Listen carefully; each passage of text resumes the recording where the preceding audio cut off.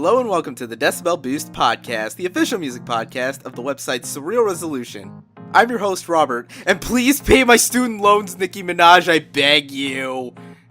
And with me, I have... I'm Market. Wait, hold on. I'm second this time? In case you haven't figured out, things are a little different this week. We are sans Alex, at least as far as this actual recording session. We're kind of going to have to patch him in later. Yeah.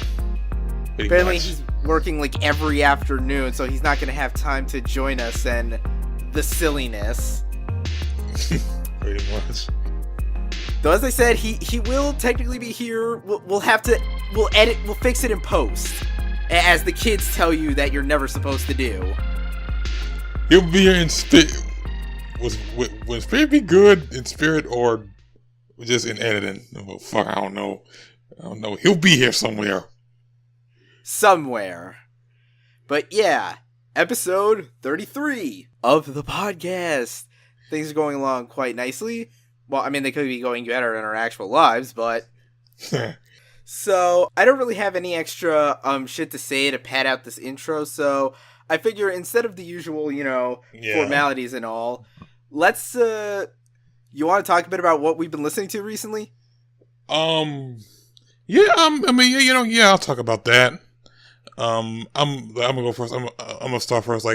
I had, remember we told me, to check out the Clark and Blank Mass, albums. I have been checking them out. I finally checked them out, because it's been so long, and for once, both pretty solid. I will say, Blank Mass does feel kind of long, even if it is 7 tracks and next. I really do dig the sound, especially the atmosphere of it.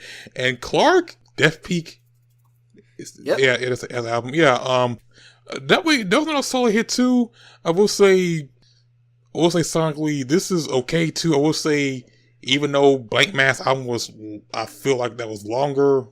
I do feel for that one more than Clark, although I do think Clark got an okay start, okay sound album too. But I think pretty good. I like what I hear from them. See, I kind of, thinking back on it, I kind of had, I guess, kind of the opposite reaction. I mean, I really liked both of those albums, but I think I kind of liked the Clark one more than Blank Mass. Alright. But that's just, me and my taste. Now, you have to listen to Arca. Okay. Come on, I recommended that to you alongside Clark, man. You remember this. At least I hope you do. Unless you just ignore everything I say, which makes me sad. I got a bad memory. I'm getting old, you know that.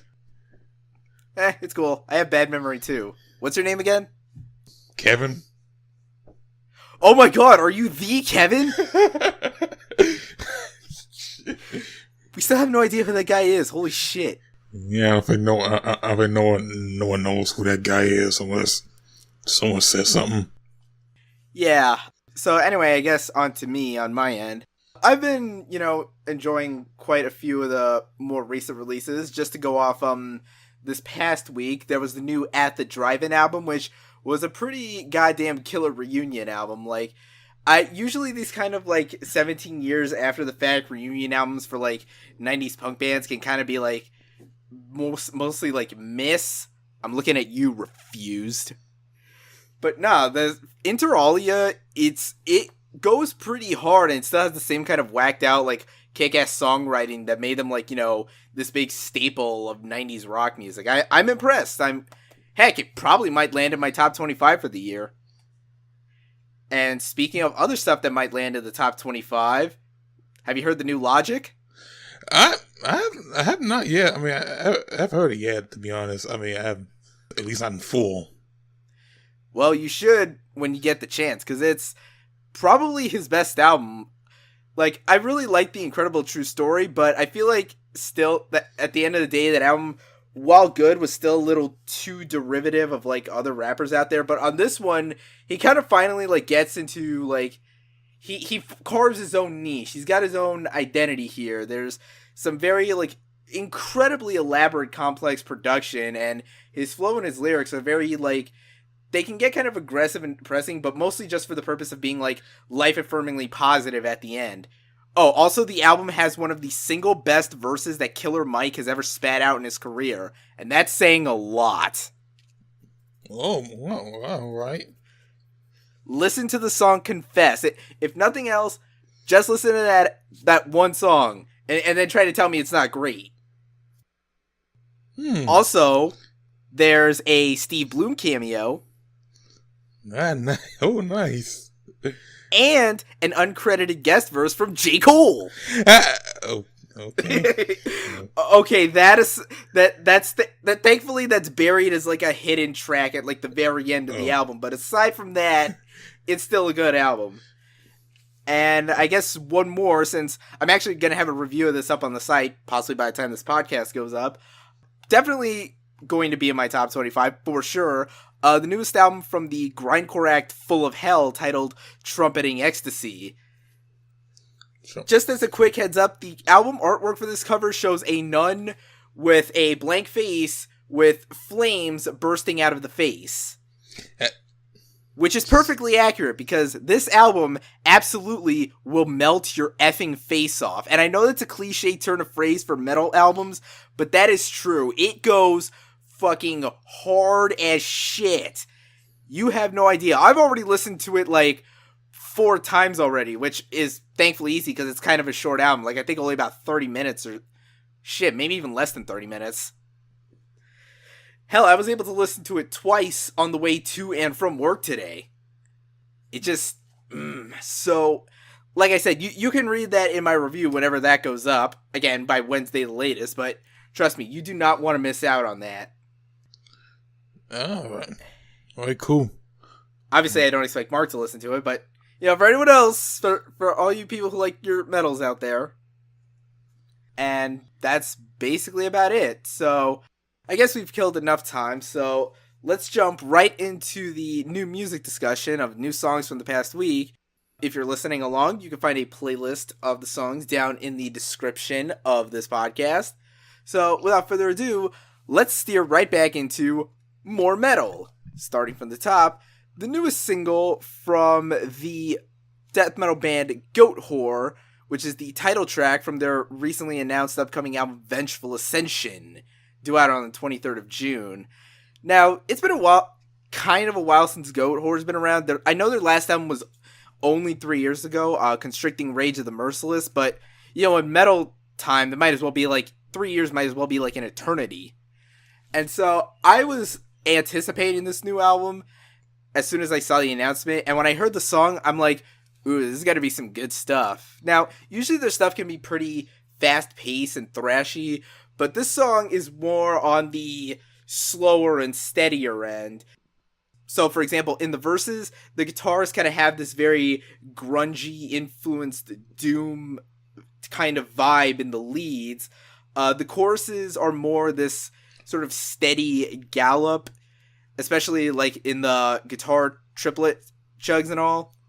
And even in like the solos feel very kind of 80s metal. Like, I could imagine these guitar solos being like from a B-side of like the really good like Judas Priest albums. All in all, this is a more like, it kind of finds the right balance between like the modern tendencies of metal and the more classical material, like blending the extreme vibes of modern day with more, I guess, 80s styled metal. I find that kind of interesting, and I'm looking forward to this new album. And now, let's cut to Alex with his thoughts. So what's this Goatwhore track? First, I have to commend them for recording their new album via reel-to-reel analog means. It's a lost art form nowadays. To be honest, though, I'm not the biggest fan of the whole what if Lucifer was an anti-hero kind of narrative to the album that they're trying to go for.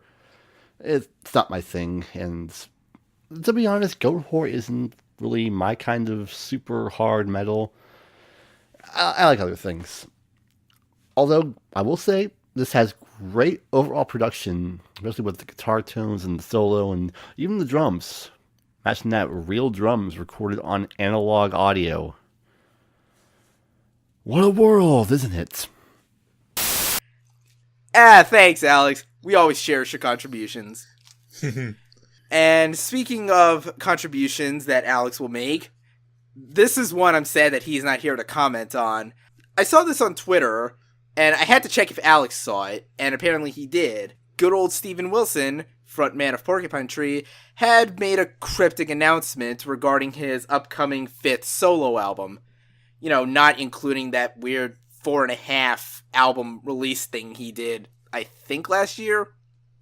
Yeah, last year.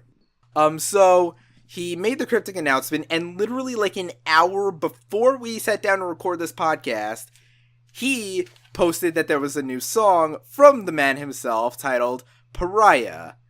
Now, as far as my own thoughts on this song, I can't say I know how this stacks up in the grand oeuvre of Steven Wilson, since I do know Porcupine Tree, but I'm actually not all that familiar with Wilson's solo material. I will say, though, given all the jokes I see through the internet about how depressing his music is, this certainly lived to that expectation. It's a very, this moody, somber, kind of acoustic ballad throughout, like, the first 3 or so minutes. And then once it gets up to the last minute or so, that's when more of the instruments kick in, like a full band, and it becomes this very depressing, shoegazy kind of ballad.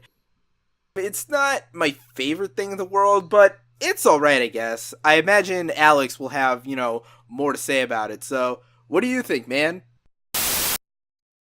At last, the 5th Steven Wilson solo album is on the way. Ooh.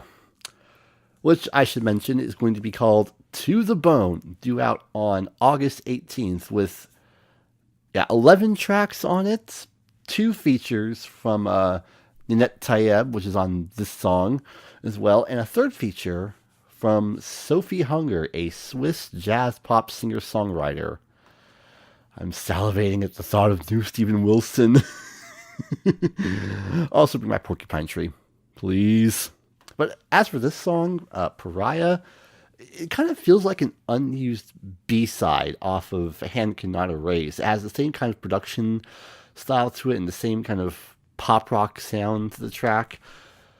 I do love Ninette Tayeb's vocals and how it adds to make a great duality between her vocals and Steven Wilson's vocals. It just works together, which I guess is why they were working together on this album again, especially after those awesome songs they did together on Hand Cannot Erase. I love how this song builds up to this great crescendo after the second verse, and it brings in the hard drums and the low bass, and this really airy, reverb-heavy guitars, and then it comes back down to like a softer closing at the end. Sends chills down your spine, and I love it! I'm ready for more. And now we're back to the rest of the list. So, by the time you're hearing this podcast, you'll be able to download the album that this next song comes from. Well, not so much an album proper as a compilation. That's right, folks, the latest free musical offering from the lovely folks at Adult Swim is a Dream Pop compilation with the weird name of Lush, Luxe, Lush. I think it's called Lux. Just Lux, like. I guess. I mean, I don't know. I'm not good with weird words. I'm not an English scholar, clearly. So, just as a heads up as to the kinds of artists you can expect from this album, or this compilation, I don't know if this is the full 100% set list, since, Adult Swim compilations usually tend to be about, 16 songs on average. But when you download this compilation, you can expect the likes of Toro y Moi, Neon Indian, Y-Oak, Mountain Goats, Deep Shock, Active Child, Sassy Black, Feathers, Mum, Men I Trust, Paloma, Kilo, High Highs, and Starchild and the New Romantic. A handful of these artists Mark and I are already familiar with. They've been on singles compilations before. So, we have actually one of the songs that was already released, as a way of promoting the compilation. Something from a singer named Tei Shi. Yeah, that's called One Thing, and this song is weird. I will say I like the vocals on this thing. The vocals and their production, it's really this gorgeous, lush, romantic sounding kind of thing. And then you get to the actual beat, which it's this really kind of weirdly dense sort of alternative R&B thing with this weird honking noise. Like, it sounds like they recorded a hog or something. I can definitely say it's weirder, right? Well, yeah, it is weird enough to fit in this compilation, which, well, by those film standards, is fucking aces. But yeah, like this track, even though I never heard this artist Tei Shi, this does sound like you're very prone to, alternative or progressive R&B. I know people don't like me, but yeah, I really do dig. I really do dig the on this track, and the vocals. Yeah, the vocals are alright too. Yeah. So seriously, let's. Did they actually record a hog for this? I need to know. Tei Shi, if you're listening, or if one of your producers comes across this podcast, please email me and let me know how you produced this beat. I need to know these things. The world does. I'm not gonna sleep at night until I get an answer. But yeah, you'll be able to download that compilation, as we said, probably at the exact moment you're listening to this. I certainly know I will, because who could turn down free music? Yeah, free music is always good. Oh, and speaking of previous adult film singles, artists that have been on the thing. Ooh, that's right. Jlin, remember her? Oh shit! Woo! Yeah. Now, I don't know if she's working on a new album. She very well could be, but at some point in the past week, a new song popped up from the good old footwork producer, Jlin, titled Challenge, parentheses, to be continued. I forget how exactly we may have opined on the song itself in the Adult Swim singles episode. I think it was on maybe both of our favorites lists. I think so. I mean, damn, it's been like 5 months since we did that. Or yeah, 4. Man, it's been a while.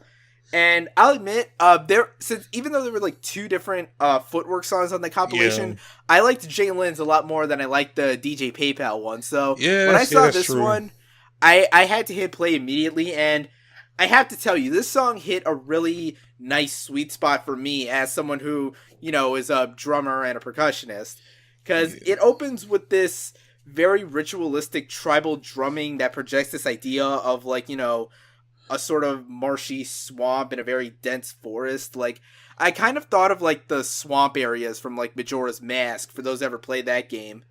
And then when it gets to the meat of the song, it's the whole song, as the title Challenge applies, has this great back and forth kind of call and response vibe. It starts off with like this back and forth of like marching band, snare and percussion with these 2 different beats that are going back and forth between each other. Then it cycles yet into another sort of tribal, kind of deserty sounding, again, African percussion call and response. Then loops into a much deeper set of percussive instrumentation, and then loops back around to the marching band vibe. It uses every percussive instrument possible, at least I like to think, and of course, it fucking goes hard. You're damn right, it goes hard, and I'm glad I'm on that sense that that tribal feel once I listen to the song, because I didn't get the whole marching band pep rally type of sound once it starts, and it's like, oh, okay, I'm definitely vibing towards this. This shit does go hard, like times a million. Yeah, man, you just feel it. It gets you fucking pumped. It gets the people going. This should be job every time I hear this. When I play the song a lot, like, I'm really into this shit. Like, wow. I actually want to hop on my drum kit now and try to learn the drums in this. But unfortunately, it's like 8 o'clock and there's like a 4-year-old in the house trying to sleep. Oh. Don't worry, it's not mine. Okay. So, yeah. Good on you, Jlin. Yeah. Now, if we could just get another album from you, please. All right. I don't mean to sound rude. So, moving on to the next song. So, yeah, I'll take it from here. So, hey, remember the group TLC? You know, I mean, get on the group from the 90s, you know, composed of T-Boz, Chili, and the late Left Eye Lopez. I vaguely remember them. Yeah. So anyway, they got a new song out apparently. Because I heard they were doing a Kickstarter for an album they plan to release as their final one. Yeah, that was like, I think they started that like 3 years ago, and we only got like 2 songs in the interim, including this new one. Yeah. And the new song they got is called Haters. And I'm gonna want to say it. This DLC song is not good. No, it's not. Damn, like this sound like this sound like shit that's been recorded in 2010. Like the production sound dated. The production sound dated as hell. It sound like something.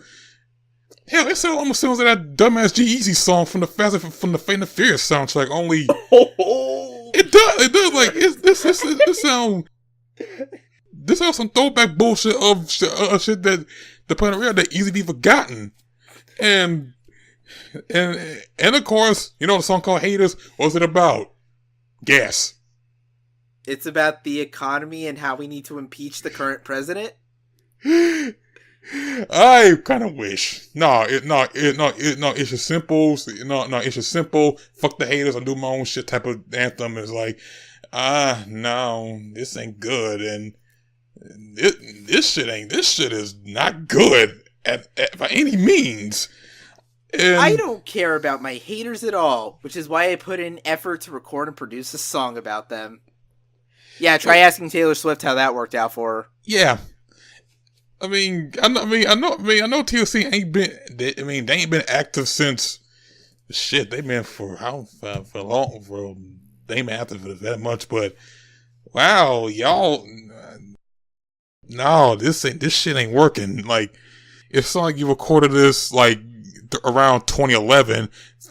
Forgot you had it, and then oh man, you should do a new album, and then they say, oh, we can use this old forgotten shit, and then put on there.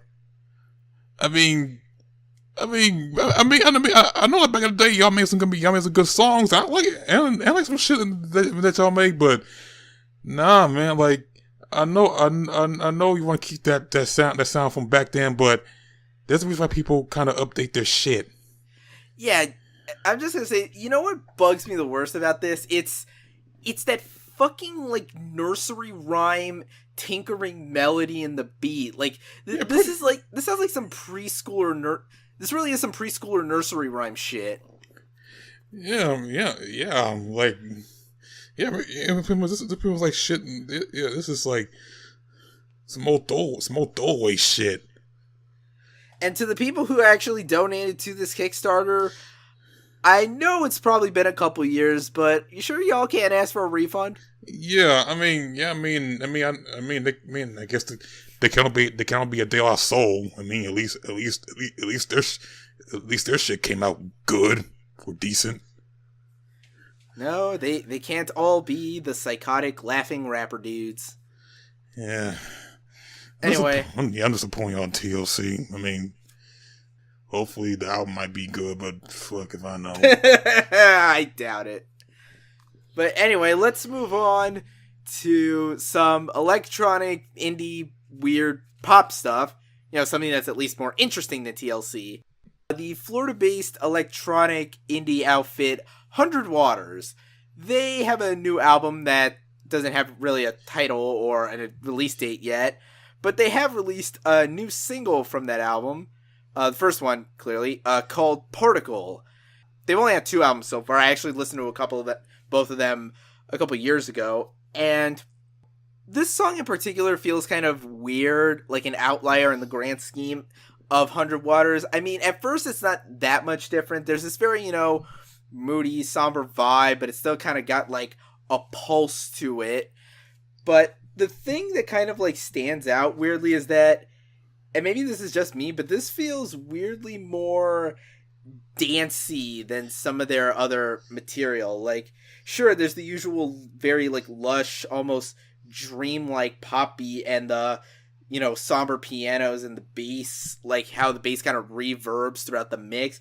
But then when you actually hear the drums, there's kind of like this, it's almost disco-y, but not quite, but like you can still sort of groove to it and all. Like, this is some like, you know, indie hipster dance shit. I mean, it's not bad. I kind of like it, but it is kind of like a sort of at left curve, like not 100%, but just enough to where you notice it.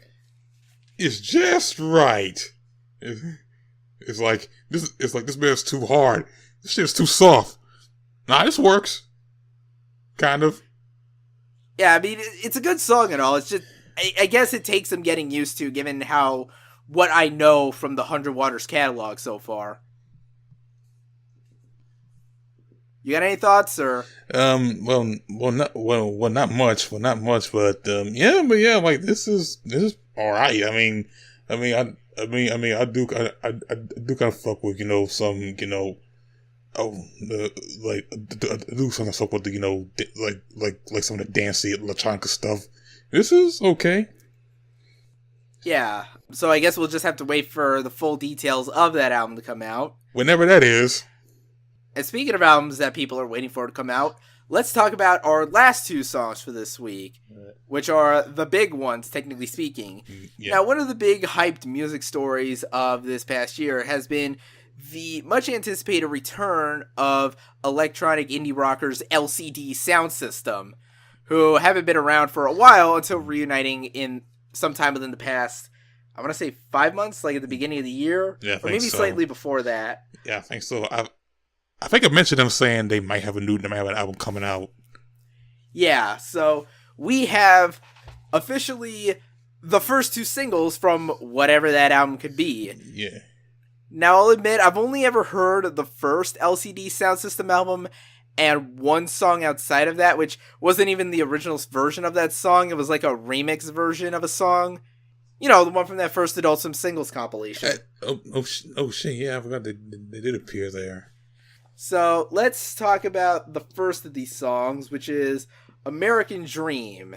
And this song, okay, so it's a very electronically driven tune. There's a sort of gallopy synthetic bass line, this huge wall of synthesizers, and the way all these electronics and the vocals come together, I almost want to say it sounds like a romantic version of a Survive tune almost.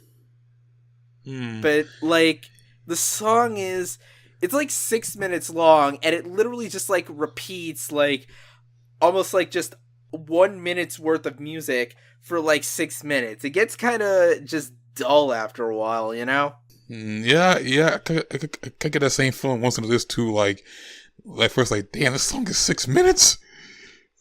Okay, all right, shit. And then yeah, I do like the sound of it. Like I do fuck with LCD Soundsystem most time, even though I listen to mostly like a few of their songs. Although I think I remember one song I remember from them way back, something called "Getting Innocuous." But anyway, this song, this is like usually what I hear from them.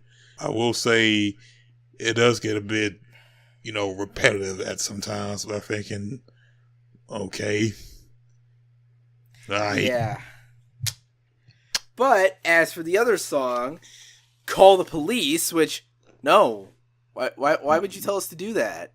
I don't want them here. That's a bad thing. I don't want them here. Yeah, they might find, you know, the drugs. Or worse, they might find my anime stash. What they might beat my ass for some reason. Yes, they'll do that too. And he can't just go, bye Felicia, and they'll leave. That's not how it works in real life. Yeah. But yeah, as for this song, the surprising thing is, despite the fact that this song is technically longer, like this one's like actually 7 minutes, I like this song a lot better, and it's kind of like the complete sort of opposite, because this one, first off, includes a lot more natural instrumentation, like actual drums and bass and guitars and whatnot. And it's actually got a pretty, driving beat to it. Almost kind of like, 80s and 90s alt-rock and shoegaze. Heck, it almost kind of sounds like the credit, like this would be perfect on the credits of like a John Hughes movie. Yeah, I will say this song does sound like something you hear from the 90s. Like, I got that vibe when I was there. I feel like it sounds like something I would hear out of a trailer from 1990 something. And yeah, this is sonically different from the other song. Although, like the other song, well, I think to me, this song is on part of the other song to me. And like, they're both right, but okay, yeah, I do the instrumentation in here, but it's like, it didn't resonate with me that much. The song's alright, but yeah. I mean, like I said, I give credit where credit is due, because at least it has more of a structure and flow to it. It's more, I guess, dynamic in a sense. Yeah, pretty much. So we got a good song and a song that's not really that good. So honestly, I'm not sure where that leaves us, what exactly that leaves us to expect from a new LCD Soundsystem. So guess we'll have to wait till the full thing drops. Whenever that is.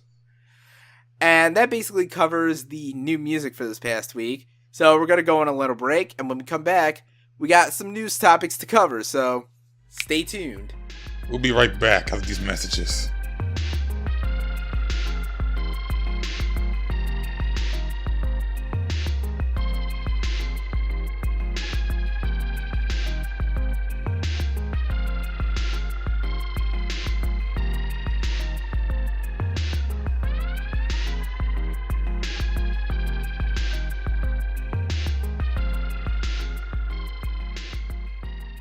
And we're back. What them titties at me, huh? Dude, what the hell is that about? I don't know how to daydream, and I don't know. I get you're lonely and all, but goddamn, dude. But anyway, let's actually get into the news. Starting with this first story, which exists at the precise intersection of two of my biggest interests in life: heavy metal and fast food. One of the big underground metal acts that have been, sort of making their way through, well, sort of underground, but breaking out into sort of viral success, has been a group called Sabbath, a Black Sabbath cover band that writes songs all about fast food, oftentimes in an ironically critical fashion. And I say ironic because they also dress up as the various McDonald's mascots and icons. So their singer, I'm pretty sure their singer dresses up as Ronald. I think the guitarist is the Hamburglar. I think their drummer is Grimace. I'm not entirely sure. Well, damn. Welcome to my world, Mark. I was going to so Big Mac Sabbath. You just need the Mac part. Big Mac Sabbath is kind of pushing it. So the group has, despite being around for like a few years, they've only recently decided to record like anything actually on the record instead of just keeping everything confined to live shows. So earlier this year, they released their first officially recorded song, Pair of Buns, a parody of Black Sabbath's seminal classic Paranoid, and now they've released the first music video for it. And this is I gotta tell you, I'm pretty sure this is basically just a Robot Chicken sketch. Like, you see the guys, performing in an alley, all dressed as their characters, singing, the usual lyrics about how fast food is unhealthy, it's bad for your kids, they have to slaughter animals to make it, which, that's all true. I'm probably still gonna eat fucking McNuggets anyway. And then there's all the weird, like, stop-motion claymation bits where they're, like, fighting against other fast food mascots. Shit, I'm pretty sure Ronald McDonald pulls an Uzi on fucking Colonel Sanders. Which, that is not how you do it. Did you not see the Twitter memes? They both need to be anime characters fighting each other with big-ass swords. And the whole video is just kind of them, like, fighting out, other fast food mascots, including Wendy herself. So, sorry to break your heart, Internet, but I don't think she makes it out of this one alive. This is weird, but, like, it's weird in a way that clicks with me, because, weird stop motion, classic metal covers, obvious fast food gimmick. This is like a project I would do. So, yeah, I hope this leads to more, I guess, recorded material and music videos, just to spread this gospel of Max Sabbath even further.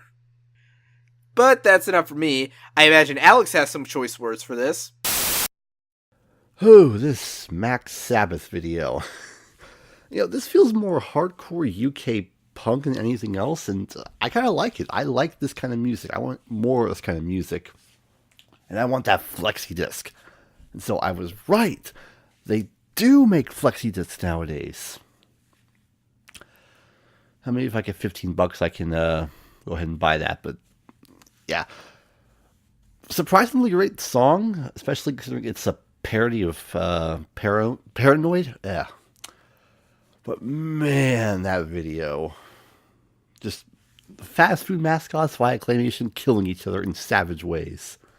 But the Wendy's mascot needed some more sass to her, You know what I mean. Thanks for the commentary. Now, let's move on to this next story, which concerns one of the big sort of, media conglomerates of, the new age of new media, Vice. That really popular news outlet that also has a bunch of subsidiaries and other ventures, including, the music blog Noisy, which is one of my favorites. I really like reading their content. And if anyone there is listening to this, please give us a shameless plug, please. And, of course, their television outlet, Viceland, which, unfortunately, I don't think I get in my cable subscription. Which is a shame, because I've kind of wanted to check out some of their stuff for a while. Heck, I'm pretty sure they do that. Doesn't Action Bronson have, a cooking show on there or something? He does. Yeah, and I bet that must be fun. Yeah, he does. I think I do got Vice on my... I just forgot to check it out sometime. But, yeah, anyway, what's gonna be new on Vice? Well, they have a new TV show set up to air August 3rd at 10:30 p.m. It's a television series called Nuts and Bolts, and it is the second major television venture from none other than I Like Cheese. Cheese!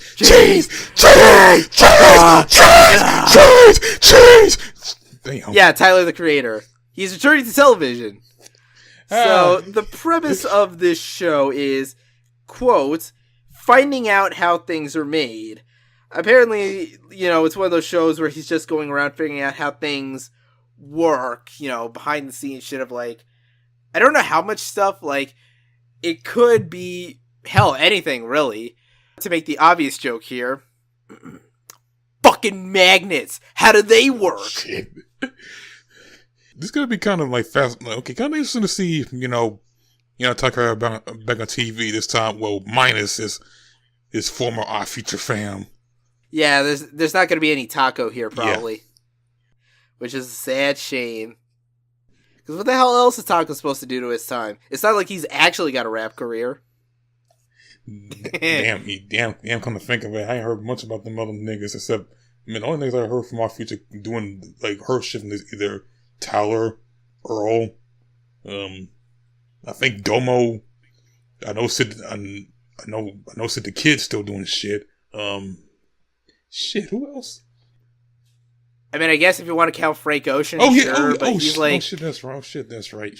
I can't. But he's so far off in his own path, you don't even remember his association with the Odd Future oeuvre at this point. But this could be a pretty entertaining thing. Who knows how educational it'll be versus how probably comedic and weird it'll be.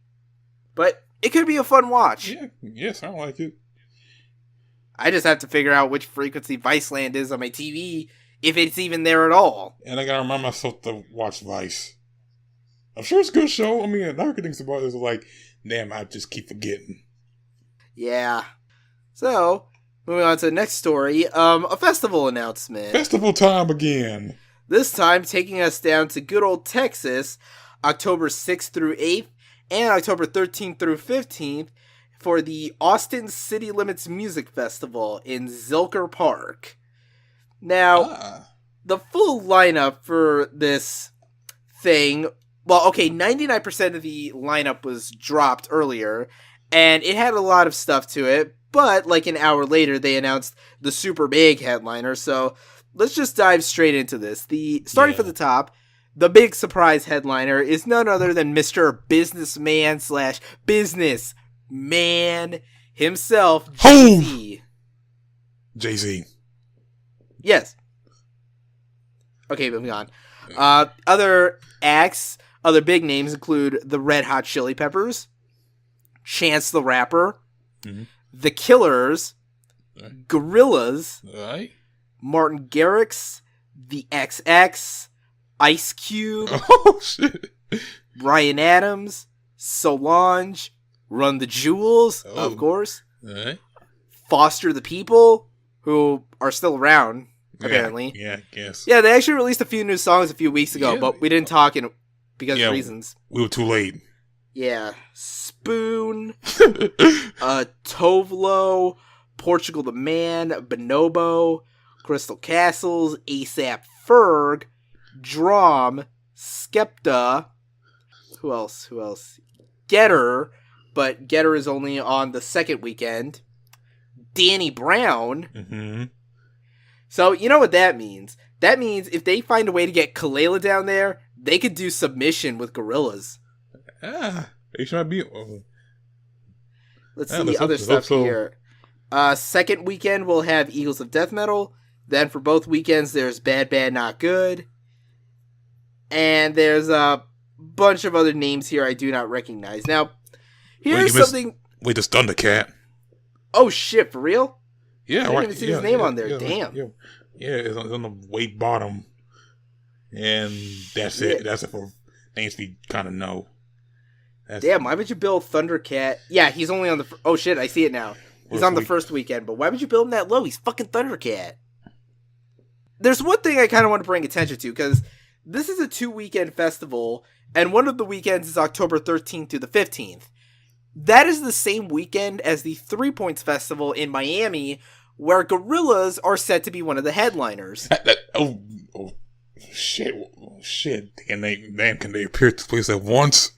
Or wait, how the fuck they gonna make that happen?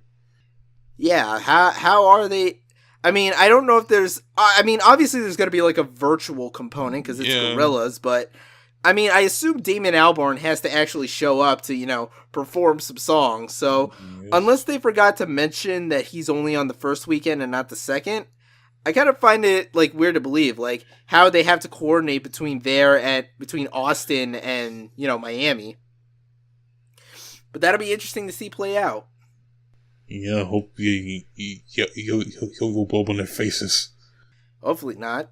And now let's move on to yet another festival, one which also features Gorillaz and Jay-Z. The second edition of the Meadows Music and Arts Festival. This one runs from September 15th to 17th at Citi Field in Queens, New York. There's a lot of acts here, including quite a few that are from, the good old 5 boroughs itself. And as we mentioned, Jay-Z, there's Nas, there's LL Cool J, Run the Jewels, TV on the Radio, De La Soul, Ghostface Killah, Action Bronson, and Flatbush Zombies. And that's just for, the New York shit. Oh, yeah. If you look at the rest, holy shit. Hang on just a minute. So, I'm looking at the actual poster right now. And the first 3 names you see are Jay-Z, Red Hot Chili Peppers, and Gorillaz. They're playing fucking Austin City Limits as well. So, holy shit. Is there, some concentrated effort to get all 3 of these guys in the same area at the same time? Apparently, it's some weird-ass coincidence. Yeah, really, really weird coincidence. But anyway, looking at the rest of, as we said, Red Hot Chili Peppers, fucking Future, Bass Nectar, Weezer, again, Run the Jewels, MIA, Erykah Badu, again, Foster the People, fuck. Seriously, I'm pretty sure like half this lineup is just fucking Austin City Limits again. Well, except for Migos. There's Two Door Cinema Club, Broken Social Scene, Tegan and Sarah, Joey Badass, 21 Savage, another band from New York, the noise pop act Sleigh Bells, Sky Ferreira, Big Boy. Ooh, Big Boy.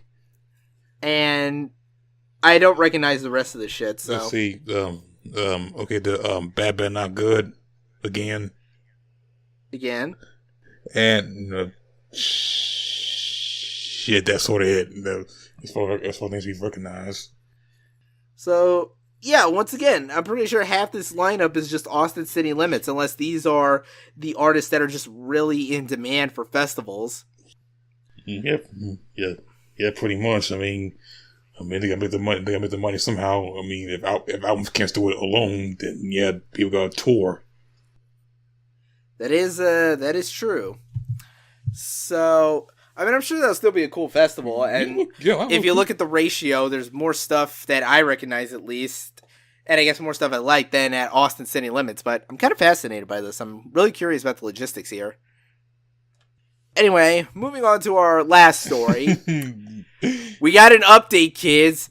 Remember last week when we went on for nearly 30 minutes about the magnificent dumpster fire that was the, Dumpster Fire Festival? Yep, there's more, kids.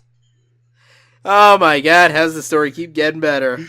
So, just as a quick refresher, Fyre Festival was a planned luxury festival in the Bahamian island of Great Eczema that completely went to shit due to piss poor planning, no resource management, and just a whole bunch of shady backdoor dealings, which, of course, you can just listen to that episode. That's still our best Decibel Boost episode as far as I'm concerned. We're not going to top that. We can't. Yeah, we can't. We start peak. So, yeah, so let's move on to how things have updated since then.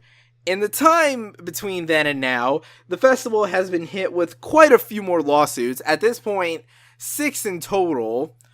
One of them, yet again, a class action lawsuit. This one focused on the promotions of the festival. Now, as we said, it was promoted primarily on Instagram via paid posts from popular social media influencers, including Kendall Jenner, who, isn't currently having the best PR week, especially after the Pepsi thing. Yeah. Yeah, how's that for a 1-2 punch? This lawsuit contends that because she and the various other influencers failed to disclose that they were being paid for these promotions, that constitutes an active violation of the Federal Trade Commission's regulations on marketing of promotions materials. Which, yes, it absolutely does.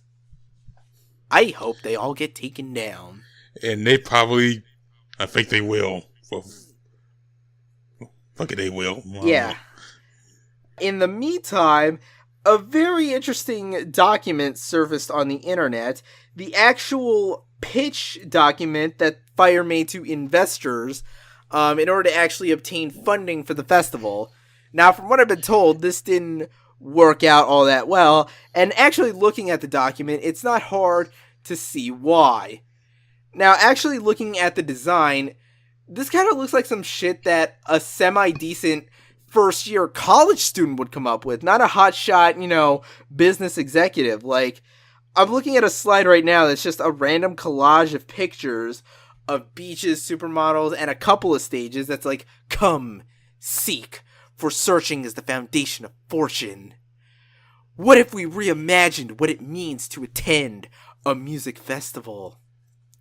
The actual experience exceeds all expectations and is something that's hard to put to words. It will ignite that type of energy, that type of power in our guests. Our vision. Fyre has a unique goal, the exploration of the uncharted inspired by and referencing the 5 elements of Earth. And if you want to know what that means, what the plan was originally for Fyre Festival apparently was 5 festivals across 5 years, each one working to represent a different element. Now, what do they mean by 5 elements? Because most versions of the elements I hear are 4. What is Earth, fire, wind, water, And for those of you who are going to get smart with me, heart is not an element. What the fuck?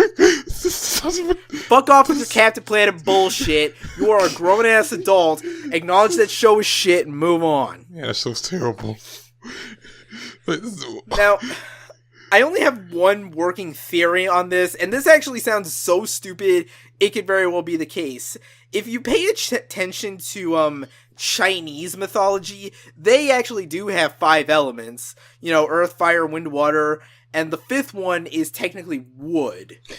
Oh shit, that's wrong. Oh shit, now I forgot. Dude, it was wood. I was been done called the last. Otherwise, they made the last woodbender. You know, why didn't they make that season? Oh wait, they did. It was called The Legend of Korra because it was stiff as a board. Oh, damn. But yeah, I just love this idea. They were trying to pitch 5 years worth of music festivals all at once, when this first one, which for the record was supposed to represent water, wasn't even a proven property. Okay, so if you look at the actual summary, they tell you 2 weekends, 40,000 guests, the Eczemas, and the only artists named here are Good Music, Major Lazer, and a DJ set from Disclosure. And then you get a full page or 2 pages or so, of the Fyre starters, who are, you know, the popular social media influencers and all, which is a bunch of pretty models, these pseudo-handsome, doofy dude-looking motherfuckers.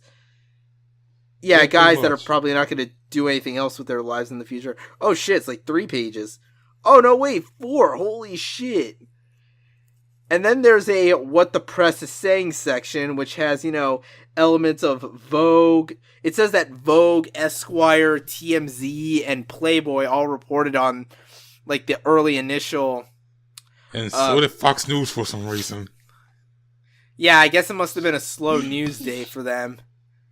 And, yeah, so you have those Fyre starters.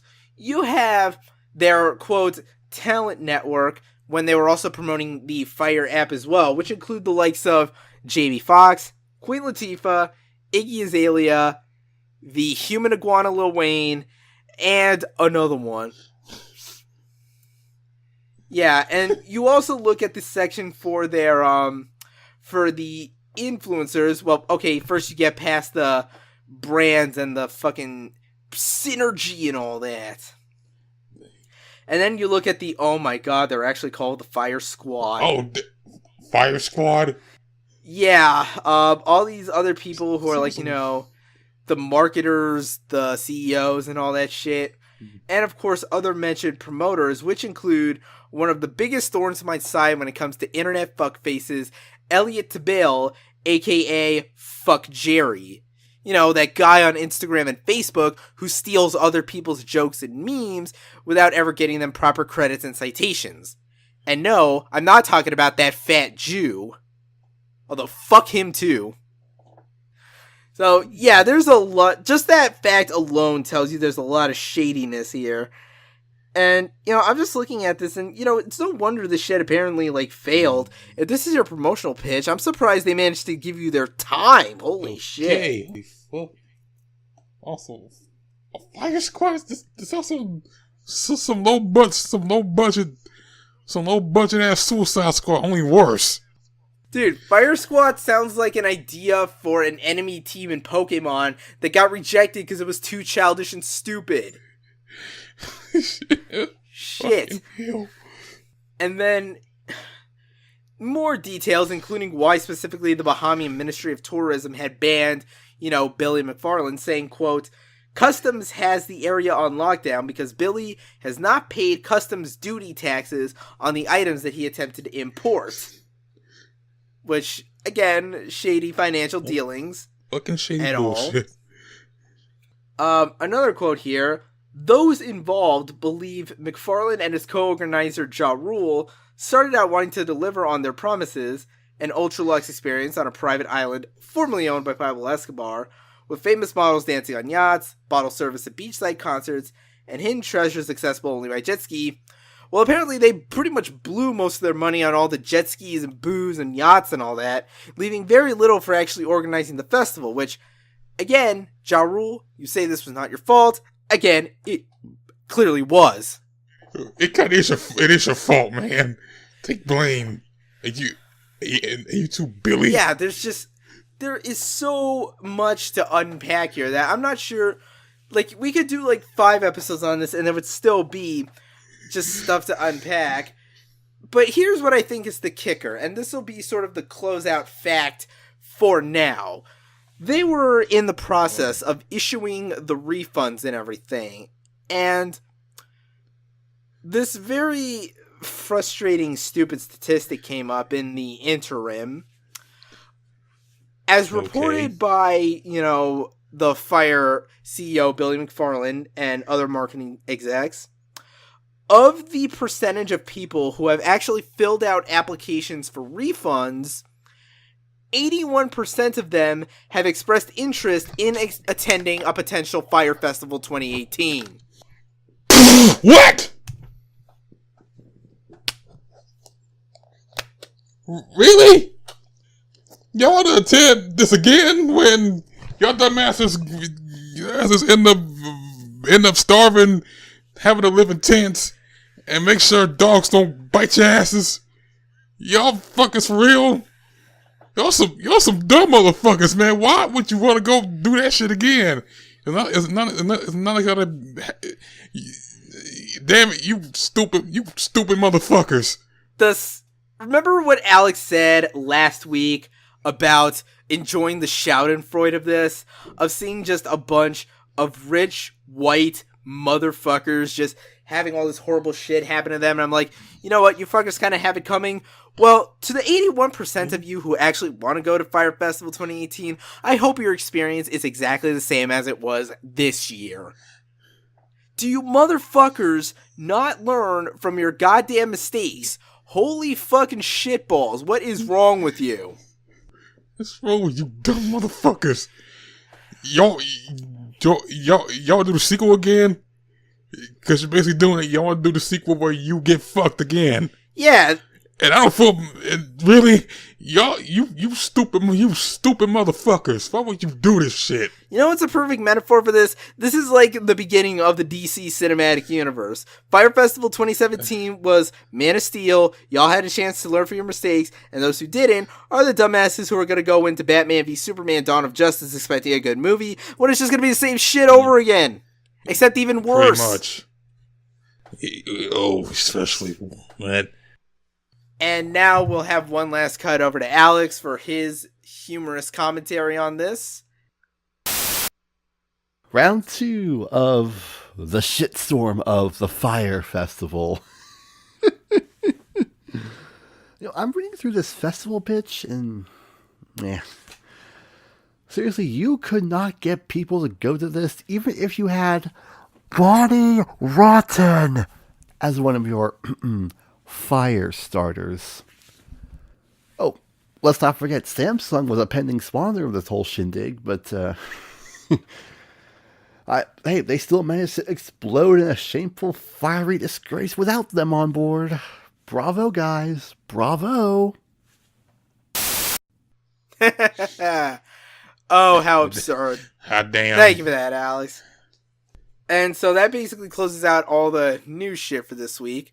So we just have one more thing to round this out, and that is the new album releases for May 12th, 2017. Of note, there's at least 4 that might pique people's interest, because, fuck the rest, clearly. That's just me, though. Starting from the top, we have the newest album from hardcore/metalcore act Gideon, titled Cold. We have the new album from singer Todd Rundgren, titled White Knight. We have the return of fucking B.O.B. with a new release called Ether. Who knows if he's gonna spit rhymes about fucking conspiracy theories and shit. The earth is flat! Believe it, you fuckers! Not Illuminati and shit. Oh, damn. I'm gonna get in a rap battle with Neil deGrasse Tyson. And last but not least, we have the newest album from the band Paramore, titled After Laughter. which I'll probably end up reviewing for the site later, maybe. Guess you'll just have to stay tuned and find out. And that'll about do it for this week's episode of the podcast. So this is where we clean house and get the hell out of here. So since Alex is here, we won't plug his shit. So what about you, Mark? Where can they find you? You can find me on Twitter via Mac2Hypermedia, and of course on my site, The Mind the Hybrid One, at thehybrid1.wordpress.com. Hey, I got a new story for you this week. Go check it out. Original Phoenix. He even made a playlist for it, which opens with Designer for some reason. Mark. That's on the interludes, not none of the shit, which is the only interesting thing about that mixtape. Interludes are still too much future. I mean, fucking too much Designer shit. Then again, really, what's the difference? Anyway, as for me, you can find me on Twitter and Instagram at RobBarracuda. You can email me, robert@surrealresolution.com, if you have any questions, comments, concerns, inquiries, memes. And remember to subscribe to the podcast on iTunes and Google Play. New episodes, audio only, go up every Wednesday. Video goes up every Friday on my YouTube channel for the time being, which is, again, at RobBarracuda. So click subscribe and click the little bell tab so you always know whenever new episodes of the podcast go up. And of course, this is the official music podcast of Surreal Resolution, which you can follow on Twitter at SurrealRezo, visit at www.surrealresolution.com, and find us on our own subdomain at decibelboost.surrealresolution.com. Go there, listen to our archives. Be sure to check out the other podcasts on the site, Training Stage if you like video games, Salty Flicks if you like movies, and check out a lot of our written content where, as I said, I'll have a review up of the newest Full of Hell album, Trumpeting Ecstasy. Spoiler, it's good. But I already said that near the beginning of the podcast, so you should know that. We have weekly animation write-ups of Samurai Jack, My Hero Academia, and Attack on Titan Season 2. So be sure to check those out as well. Be sure to jump into the Discord chat if you want to, ever shoot the shit with the rest of the guys on the site. And of course, as always, shout out to the producer, Mr. E, for graciously letting me use his music for this podcast. Links to all his shit down in the description. That'll about do it for this week's episode of Decibel Boost. So, until next time, play us out, Dean Martin. There's no Dean Martin here. Oh, shit.